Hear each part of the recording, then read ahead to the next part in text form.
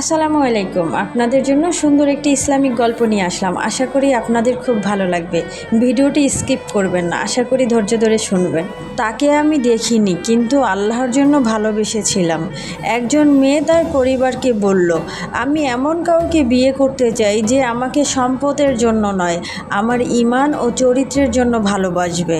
পরিবার খুঁজে খুঁজে পেল একজন আল্লাহভীরু যুবককে। নামাজ পড়তো সবসময়, কথা অল্প, চোখ নিচু রাখা মানুষ।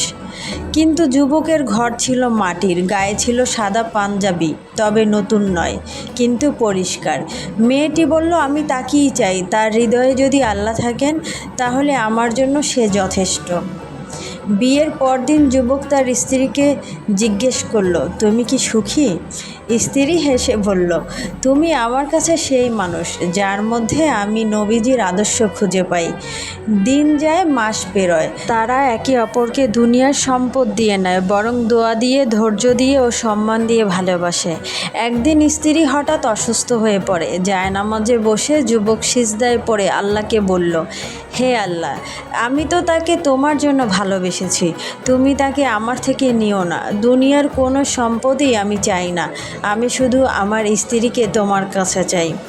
এই কথা শুনে হয়তো আল্লাহর আরশ পর্যন্ত মুচকি হেসেছিল, কারণ তারা দুজনেই আল্লাহকে ভালোবাসে আর আল্লাহর জন্য একে অপরকে চায়। এ থেকে আমরা শিখলাম শিক্ষণীয় বার্তা, যে ভালোবাসা আল্লাহর জন্য হয় তা দুনিয়ার সব স্বর্ণ অলংকারের থেকেও দামি। স্বামী স্ত্রীর সম্পর্ক শুধু চোখে দেখা নয়, বরং অন্তরে বিশ্বাস, দোয়া আর পরস্পরের ঈমানের প্রতি শ্রদ্ধা রাখা, এটাকেই ভালোবাসা বলে। আশা করি ভিডিওটি আপনাদের খুব ভালো লাগবে।